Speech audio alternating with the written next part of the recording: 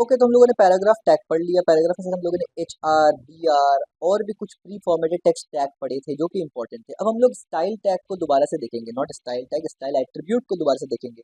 HTML में एक style tag भी होता है, उसमें हम लोग आगे बात कर रहे होंगे, बट अभी हम लोग स्टाइल एट्रीब्यूट में देखेंगे। अच्छा, स्टाइल एट्रीब्यूट को हमने पहले भी देखा था एट्रीब्यूट के टॉपिक्स पे। अभी हम लोग स्टाइल एट्रीब्यूट से कुछ बेसिक सीएसएस का प्रॉपर्टी को अप्लाई करके देखते हैं। मैंने ये कहा था पहले कि स्टाइल एट्रीब्यूट के थ्रू आप पूरा सीएसएस अप्लाई कर सकते हैं, बट क्योंकि ये सीएसएस का क्लास तो है नहीं, तो इस वजह से हम लोग कुछ बेसिक सीएसएस को अप्लाई करेंगे, क्योंकि जब एचटीएमएल में हम लोग आगे काम करेंगे तो कुछ बेसिक चेंजेस हम लोग को करने जरूरी पड़ सकते हैं। तो उसके लिए स्टाइल टैग के अंदर कुछ बेसिक प्रॉपर्टी को हम लोग इस्तेमाल करेंगे। तो सबसे मैं क्या करूँगा यहाँ पर, index dot H T M L.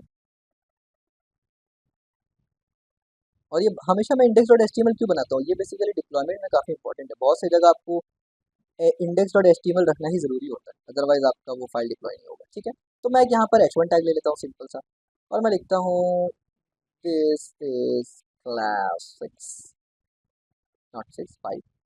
और मैं यहाँ पर एक पैराग्राफ टैग ले लेता हूँ। ये दोनों ही टैग के बारे में हम लोगों ने पहले ही पढ़ा है। और मैं लिखता हूँ कि दिस इज, बल्कि नॉट दिस इज, मैं लिखता हूँ वेलकम टू माय वेबसाइट।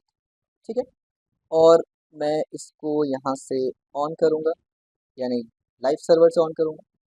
तो आप देखिए, this is class 5, welcome to my website. कोई रॉकेट साइंस नहीं है, बिल्कुल नॉर्मल सा दिख रहा है। ठीक है, ओके, तो नोट्स पे आते हैं। The HTML style attribute is used to apply CSS style directly to HTML element.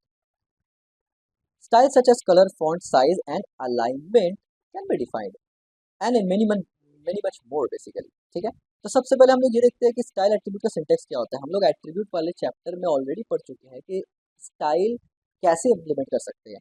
यानी आप बोल सकते हैं tag name, attribute name, property और वैल्यू। ठीक है, ये जो स्टाइल है ये एट्रीब्यूट है। तो आइए एट्रीब्यूट को इम्प्लीमेंट करके देखते हैं। यहाँ पर डिफरेंट डिफरेंट है। पहले बैकग्राउंड कलर को चेंज करेंगे, फिर हम लोग यहाँ पर टेक्स्ट कलर को चेंज करेंगे, फिर फॉन्ट साइज को चेंज करेंगे, फिर टेक्स्ट साइज को चेंज करेंगे, और फिर टेक्स्ट अलाइनमेंट को चेक करेंगे, और फिर समरी देखेंगे। तो आइए एक एक करके हम लोग इम्प्लीमेंट करते हैं।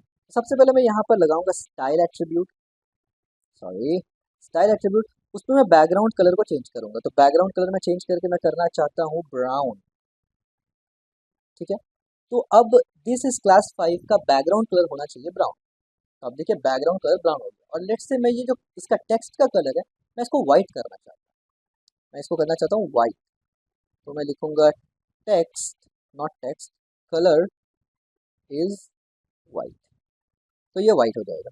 एज यू कैन सी ये कलर हो गया व्हाइट। अब लेट्स से मुझे इसमें थोड़ा सा ना पैडिंग देना है। मतलब मैं चाहता हूँ कि ये बिल्कुल सटा सटा सा है, थोड़ा सा पैडिंग आ जाए।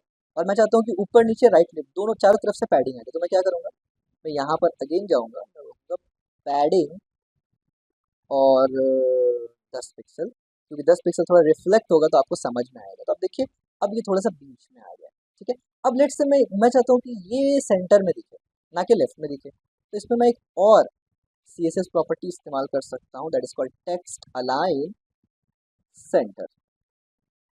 अब ये क्या हो जाएगा, ये हो जाएगा बीच में। ठीक है, अच्छा, अब इस पे मैंने काफ़ी सारे प्रॉपर्टीज़ को अप्लाई किया। मैं इसको थोड़ा सा बड़ा भी करूँगा फॉन्ट को। तो मैं यहाँ पर कर सकता हूँ फॉन्ट साइज। अब देख सकते हैं मुझे सजेशन भी मिल रहा है, और मैं खुद से दे सकता हूँ। यहाँ पर ऑप्शंस भी है, लार्ज, लार्जर, मीडियम। मैं खुद से देता हूँ लेट से 30 पिक्सल, जो कि काफ़ी बड़ा होता है, जो कि बेसिकली डिफ़ॉल्ट साइज़ था H1 का। तो मैं इसको 40 देता हूँ, तो ये इससे बड़ा हो जाएगा। यानी H1 का बाय डिफ़ॉल्ट 30 पिक्सल के अराउंड ही रहता है, इस वजह से रिफ्लेक्ट समझ में नहीं आया। ये रहा, ये काफ़ी बड़ा दिख रहा है। अब मैं चाहता हूँ कि ये इसको भी मैं सेंटर में लेके आऊँ, और इसका कलर मैं ब्लू कर दूँ। मुझे इसको सेंटर में लाना है। सबसे पहले लिखूंगा स्टाइल, इसको सेंटर में लाना है तो टेक्स्ट अलाइन सेंटर, और मुझे इसका कलर को ब्लू करना है तो कलर ब्लू। ठीक हो गया। और मैं ब्लू नहीं रखता हूँ, मैं काइंड ऑफ CM ये रखता हूँ। ठीक है, और मैं इसको सेव करूँगा और अपने वेबसाइट में जाऊँगा, तो आप देख सकते हैं कि this is class 5, welcome to my website. और लेट्स से मुझे यहाँ पर एक इमेज को इम्बेड करना है। मैं लेफ्ट साइड में एक इमेज को इम्बेड करना चाहता हूँ। तो मैं IMG लिखूंगा यहाँ पर, और एक इमेज उठा लेता हूँ कहीं से भी। लेट्स से मैं एक इमेज उठाता हूँ, तो और मैं एक इमेज ये ले लेता हूँ, बल्कि ये काफ़ी प्यारा सा है, चलो। और कॉपी एड्रेस, और यहाँ पर मैं लिखूंगा पिकाचू। और अब मैं जैसे अपने वेबसाइट में जाऊंगा तो अब देखिए मुझे एक पिकाचू दिख गया। अब मैं इसके नीचे कुछ टेक्स्ट देना चाहता हूँ। लेट्स से मैं इसके नीचे कुछ टेक्स्ट देना चाहता हूँ। मैं देना चाहता हूँ पी टैग के अंदर this is, okay this is नहीं, हेलो आई एम पिकाचू। ठीक है, और मैं इसका कलर को करना चाहता हूँ, लेट्स से इसका मैं बैकग्राउंड ब्लैक करना चाहता हूँ और कलर वाइट करना चाहता हूँ। तो स्टाइल एट्रीब्यूट इस्तेमाल करना पड़ेगा, बैकग्राउंड कलर में जाना पड़ेगा, बैकग्राउंड कलर क्या करना है, ब्लैक करना है तो ब्लैक में जाऊंगा। और टेक्स्ट का कलर जब मुझे चेंज करना हो तो मैं सिर्फ कलर लिखता हूँ, ठीक है, याद रखना टेक्स्ट कलर नहीं होता है, ओनली कलर होता है वाइट। तो अब जैसे मैंने सोचा है ये बिल्कुल वैसे दिख रहा है, ठीक है। अच्छा अब ये लाइन पूरा आप देख रहे हैं ब्लैक हो रहा है, ये क्यों हो रहा है? ये हमने पैराग्राफ टैग में पढ़ा था कि जब भी आप पी इस्तेमाल करते हैं, पी टैग इस्तेमाल या पी एलिमेंट इस्तेमाल करते हैं, वो पूरा का पूरा विड्थ लेता है। इसके बारे में हम लोग आगे डिस्कस करेंगे कि पूरा विड्थ क्यों लेता है और हम लोग कैसे चाहे तो इसको आधा विड्थ दिलाए, यानी हम लोग इसको कंट्रोल कर सकते हैं कि ये पूरा लेगा या आधा लेगा। फिलहाल के लिए मैं इसमें थोड़ा सा पैडिंग और मार्जिन अप्लाई करता हूँ जिससे ये थोड़ा सा ठीक लगे। तो padding 10 pixel is more than enough और मैं इसको सेव करता हूँ। तो अब देखिए ये ठीक लग रहा है। अच्छा इन दोनों के बीच में स्पेस है, ये मुझे नहीं चाहिए, तो मुझे पहले देखना है कि ये दोनों के बीच में स्पेस कहाँ आ रहा है। तो मैं F12 प्रेस करके मैं यहाँ पर आ गया और मैं इमेज पे गया, स्टाइल टैग में जैसे ही मैं गया तो अब देखिए यहाँ पर मार्जिन भी है स्टाइल टैग में, पी टैग में, ये आपको दिख रहा है। यहाँ पर एक ऑरेंज है और एक ग्रीन है और एक ब्लू है। Blue is my content, green is padding and orange is margin. तो मुझे पता चल गया यहाँ से कि मार्जिन है। अगर मैं मजीद कंफर्म करना चाहता हूँ तो मुझे नीचे आना है और देखिए 16 पिक्सल का मार्जिन है।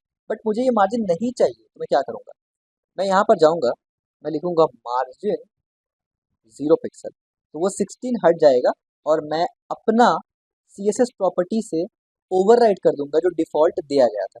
तो अब देखिए ये बिल्कुल नॉर्मल हो गया, ठीक है, ये यहाँ पर और ये यहाँ। So this is the basic, यही मैंने यहाँ पर लिखा है। एज यू कैन सी यही हमने किया है, टेक्स्ट साइज को चेंज किया है, उसका अलाइनमेंट, टेक्स्ट अलाइनमेंट का मतलब क्या होता है कि वो सेंटर में होगा, राइट में होगा या लेफ्ट में होगा। लेट्स से अगर मैं एक एग्जांपल और देता हूँ, ये टेक्स्ट कहाँ मैंने इस्तेमाल किया भैया, टेक्स्ट अलाइन सेंटर। तो मैं यहाँ पर टेक्स्ट अलाइन अगर राइट कर दूँ तो आप देखेंगे वो जो H1 हेडिंग था वो राइट में चला जाएगा, एज यू कैन सी, ठीक है। तो बट राइट में अच्छा तो नहीं लगेगा तो मैं इसको सेंटर ही रहने देता हूँ। तो टेक्स्ट अलाइनमेंट बेसिकली क्या करता है, टेक्स्ट अलाइनमेंट लेफ्ट राइट या सेंटर आपको डिसाइड करके देता है हॉरिजॉन्टली, याद रखना, ठीक है, हॉरिजॉन्टली अलाइनमेंट यानी ऐसे, नॉट वर्टिकली लाइक ऐसे, ठीक है। तो क्या क्या हमने बेसिकली सीखा इसमें, बेसिक्स हमने बैकग्राउंड कलर चेंज किया, कलर को चेंज किया, हमने फॉन्ट को चेंज किया, हमने टेक्स्ट साइज को चेंज किया, हमने टेक्स्ट अलाइनमेंट को चेंज किया। बल्कि एक और चीज़ हम लोग चेंज कर लेते हैं, फॉन्ट फैमिली, जो मैंने यहाँ पर लिखा हुआ है, ठीक है। तो समरी में क्या है, use style attribute to add inline style to element, set background colour, set font family, font size, text alignment. तो हमने सब देख लिया, फॉन्ट फैमिली नहीं देखा था, ये फॉन्ट फैमिली को भी चेंज करते हैं। लेट्स से मैं पिकाचू वाला का फॉन्ट फैमिली चेंज करना चाहता हूँ, मैं चाहता हूँ कि ये थोड़ा सा डिफरेंट दिखे, ठीक है। तो इसमें काफ़ी सारी चीज़ मैं कर सकता हूँ। सबसे पहले तो मैं ये कर सकता हूँ कि फॉन्ट फैमिली, और यहाँ पर काफ़ी सारा फैमिली है तो मैं इसको इस्तेमाल कर लेता हूँ। और जैसे ही मैं यहाँ पर क्लिक करूँगा तो आप देखिए कि ये बेसिकली समझ नहीं आ रहा ज़्यादा, ठीक है। मैं कोई और फैमिली इस्तेमाल करता हूँ एंड लेट्स से मैं कर्सिव यूज़ कर लेता हूँ, कर्सिव इज दिखेगा आपको, ठीक है। ये देखिए, हेलो आई एम पिकाचू, ये बिल्कुल डिफरेंट फॉन्ट में यानी फॉन्ट फैमिली में आ रहा है और ये बिल्कुल डिफरेंट है। लेट्स से मुझे इसको छोटा करना है, I don't want this that much big. तो मैं क्या करूँगा, यहाँ से मैं बेसिकली थोड़ा सा स्टाइल कर रहा हूँ, तो मैं पैडिंग को थोड़ा सा छोटा करूँगा, 6 pixel is more than enough. और फॉन्ट साइज क्योंकि यहाँ लगा नहीं है तो मैं यहाँ पर लगाऊंगा फॉन्ट साइज। तो मैं यहाँ पर इसको एक्सक्लेमेशन से बंद करूँगा और मैं लिखूँगा फॉन्ट साइज और मैं करूँगा 14 पिक्सल। अच्छा यहाँ पर सिंटेक्स को ज़रा ध्यान रखना कि जब एक ही स्टाइल के एट्रीब्यूट में यानी स्टाइल एट्रीब्यूट के अंदर मैं सब डाल रहा हूँ तो ये है की और कोलन के बाद ये है वैल्यू, लेकिन बाद में सेमी कोलन दे रहा हूँ दूसरा एट्रीब्यूट लिखने से पहले, ठीक है, इसको ध्यान में रखना। तो अब देखिए ये छोटा हो गया था, ठीक है। मैं इसको और थोड़ा छोटा करना चाहता हूँ, मैं कर दूंगा 10 पिक्सल। तो अब देखिए ये काफ़ी छोटा हो गया और अब ठीक भी लग रहा है, ठीक है। तो ये था बेसिक्स HTML एट्रीब्यूट यानी स्टाइल एट्रीब्यूट। स्टाइल एट्रीब्यूट को आप किस तरीके से काम कर सकते हैं, आप बहुत कुछ कर सकते हैं। ये तो मैंने कुछ बेसिक्स बताया सिर्फ CSS का, आप इससे भी बहुत ज़्यादा कर सकते हैं। क्या बढ़िया था गुरु।